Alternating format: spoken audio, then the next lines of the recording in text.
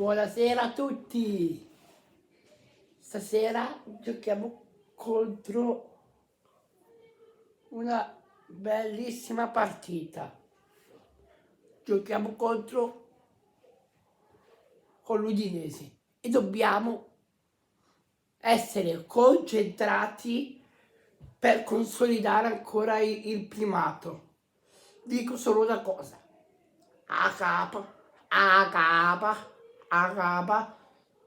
o cuore e mente. E le gambe, sempre, soprattutto le gambe bisogna pim pim pim pim pim pim pim. Non bisogna svegliarsi sempre all'ultimo minuto. Dobbiamo stare attenti,